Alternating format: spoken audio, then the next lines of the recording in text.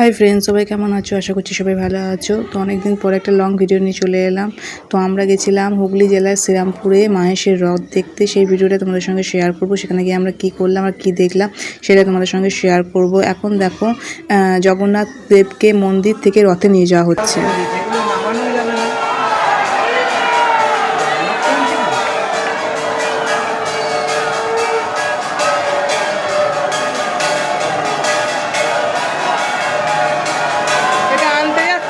না নিয়ে যাচ্ছে নিয়ে রথে জগন্নাথকে নিয়ে আনছে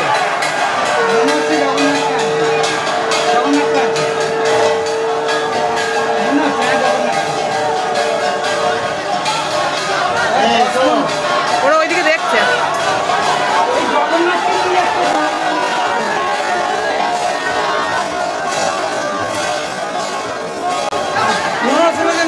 পেয়ে যাবে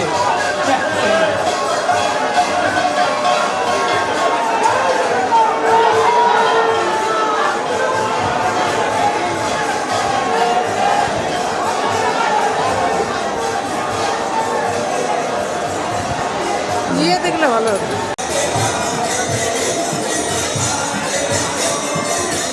ছাদ দেখলে একবার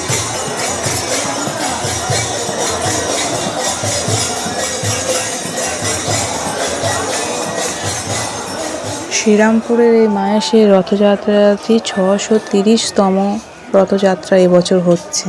তো এই রথটার ওজন হচ্ছে প্রায় 125 টনের মতো, আর উচ্চতা হচ্ছে 50 ফুটের মতো। আর এটা 4 তলা বিশিষ্ট একটি রথ। আর এই একই রথে কিন্তু বলরাম দেব, সুভদ্রা, জগন্নাথ দেব থাকেন একই রথের মধ্যে। মানে পুরীর মতো প্রত্যেকজন আলাদা আলাদা রথ কিন্তু নেই, একটা রথের মধ্যেই তিনজনা থাকেন। আর এই রথটা 12 চাকা, মানে 12টি চাকা আছে। আর রথটা লোহার তৈরি, তাই বুঝতেই পারছো কতটা ভারী হতে পারে। তো আমরা ছাদ থেকে দেখছিলাম কি পরিমাণ ভিড় হয়েছে। দেখো, দেখলেই বুঝতে পারবেন। নিচে থেকে রথটা আমরা দেখিনি, যেহেতু প্রচণ্ড ভিড়। আর আমরা নিচে থেকে দেখতেও পাচ্ছিলাম না ভালো করে, সেই জন্য উপর থেকে আমরা এরকম রথ দেখছিলাম। তো এই দেখো, রথ এখনও টানা শুরু হয়নি, এখানে সবাই আমরা দাঁড়িয়ে দেখছি। আমরা সবাই জগন্নাথ করে চলে এসেছি, তাই তো? রথের রশিদে রথের দড়িটা আমরা টান দেবো, আপনারা আমরা সবাই একসাথে দেবো, তাই তো?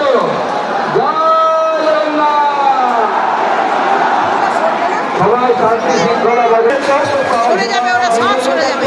ওই যারা দাঁড়িয়ে রয়েছে না, তারা সব সরে যাবে। বাতাসা ছড়াচ্ছে। এখন দেখো, রথের ওপরে আরতি হচ্ছে, মানে জগন্নাথ দেবকে রথে করে মাসির বাড়িতে নিয়ে যাবে, সেই জন্য ওখানে এখন দেখো রথের উপরে আরতি হচ্ছে, সেটাই আমরা দেখছিলাম ছাদ থেকে।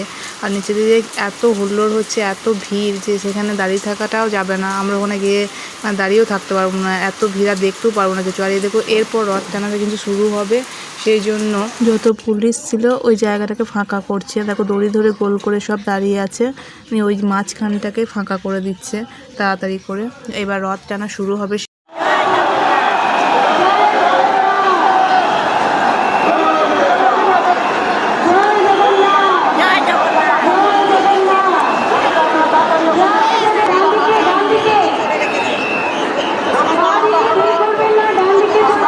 এরপর রথ টানা কিন্তু শুরু হয়ে গেছে।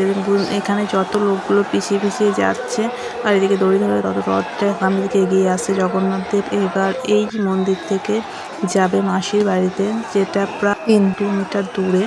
তো সেখানে যাবে এবার এরকম করে আস্তে আস্তে অল্প অল্প করে টেনে, যেহেতু রথটা খুবই ভারী, সেহেতু একবারে অনেকটা করে টানা যাবে না, অল্প অল্প করে টানছে। আর তত দেখো লোকগুলো পিছিয়ে পিছিয়ে যাচ্ছে। আর আকাশে দেখো প্রচুর ড্রোন উঠছে, প্রায় 5-6টা মতো ড্রোন উঠছিল। মোবাইল চুরি হয়ে গেছে, বললাম না, মোবাইল চুরি হবে, কত কিছু চুরি হবে। কত রকম মানুষ এসেছে, কেউ এসেছে রথ দেখতে, কেউ এসেছে চুরি করতে। অলরেডি দেখো ফোন চুরি হয়ে গেছে বলে অ্যানাউন্স হচ্ছে। এই জন্যই আমরা যেতে দাঁড়াইনি, কারণ এই ভিড়ের মধ্যে ওখানে দাঁড়ানোটা পসিবল নয়, মানে যখন তখন চুরি হয়ে যেতে পারে। এদিকে রথটা দেখো কতটা এগিয়ে চলে এসেছে। আর রথটা কিন্তু 12টারই চাকা আছে, সেই চাকার তলা থেকে ইট লাগাতে হচ্ছে, তারপর আবার জোর মানে টানছে, তখন আবার এগিয়ে আসছে এরকম।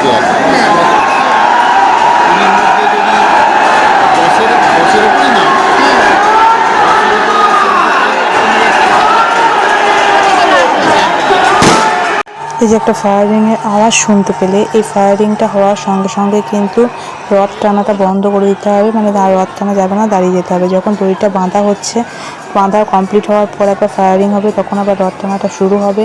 আবার যখন ফায়ারিং হবে তখন রথ টানাটা বন্ধ হয়ে যাবে।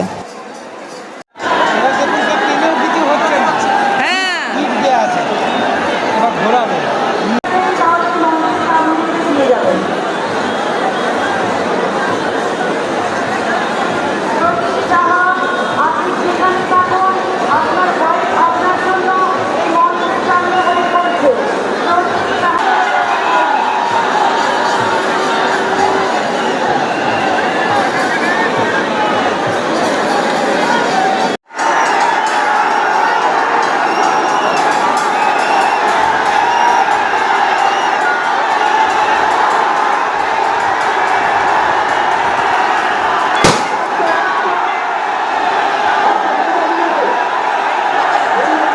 যেহেতু বৃষ্টি হয়েছিল আর রথটা অনেকটাই ভারী, সেই জন্য অনেকক্ষণ ধরে একই জায়গায় রথটা কিন্তু চাকাগুলো বসে গেছিলো, তাই অনেক কিছু করে টানাটানি করার পর দেখতেই পেলে রথটা আবার উঠে এলো। আর এই দেখো, দেখতে পাচ্ছ ওপরে, সব থেকে ওপরে ওখানে রয়েছে জগন্নাথ দেব, সুভদ্রা আর বলরাম দেব।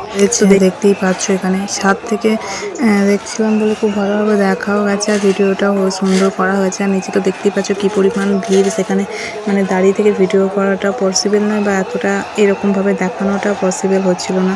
তোমরা কতটা দেখতে পারলে সেটা কমেন্ট করে অবশ্যই জানাবো, আর দেখে কেমন লাগলো সেটাও বলবে। আর এই যে দেখতে পাচ্ছ কত ইঁট এখানে রাখা রয়েছে রথের এই নিচেরটাতে, এই ইঁটগুলোকে কিন্তু ভেঙে ভেঙে ওই চাকাটা তলায় ঢোকানো হচ্ছে, মানে যে 12টা চাকা রয়েছে সেই তলায় তলায় ঢোকাতে হচ্ছে। এই যে লোকগুলো রয়েছে তারা ঢুকিয়ে রাখছে, তারপর পিছন থেকে তারা ছিলছে, আর সামনে দিকে যে দড়ি ধরে রয়েছে প্রচুর ছেলেপুলে তারা টানছে। এইভাবেই রথটাকে নিয়ে যাওয়া হচ্ছে। আর এত ভারী রথ এরকম করে টেনে টেনে নিয়ে যাওয়াটা চারটিখানি ব্যাপার নয়, কিন্তু ঠাকুরের সত্যি অশেষ মাহাত্ম্য, সেই জন্যই নিয়ে যেতে পারছে। আর এই যে দেখতে পাচ্ছ এই দাদাগুলো আমাদেরকে বাতাসা ছুড়ে দিচ্ছে। আমরা বললাম এদিকে একটু ছাদের দিকে বাতাসা ছুড়ো, তো ওরা এদিক থেকে বাতাসা ছুড়ে দিচ্ছে, আর আমরা সেগুলো প্রসাদগুলোকে কোরাচ্ছিলাম। তো দারুণ মজা করেছি আর খুব ভালোও লেগেছে রথ দেখতে গিয়ে, অনেক আনন্দ হয়েছে। একটু বৃষ্টি হয়েছিল কিন্তু তেমন কিছু অসুবিধা হয়নি, খুব ভালোভাবে দেখতে পেয়েছি। আর রথটাও কিন্তু খুব সুন্দর। কারা কারা শ্রীরামপুরে রথ দেখতে গেছিলো অবশ্যই কমেন্ট করে জানাবে। আর আমরা প্রথম বছর গিয়েছিলাম, আমাদের খুব ভালোও লেগেছে আর খুব ভালো। আর মন্দিরটা তো আমরা গেছিলাম কিন্তু সেটা ভিডিও করা হয়নি, মন্দিরে তখন ভোগ প্রসাদ দিয়েছিলো, সেগুলো আমরা নিয়েছিলাম। মাঝে একটু বৃষ্টি নেমে গেছিলো, তাই ছাতা তুলে দাঁড়িয়ে আছি, দেখতেই পাচ্ছ। তো এরপর আমরা চলে যাব আবার আমাদের বাড়ির দিকে। এখানে ছিলাম অনেকক্ষণই, তারপর এখান থেকে যখন রথটা বেরিয়ে গেল তারপর আমরা বাড়ির দিকে চলে যাব।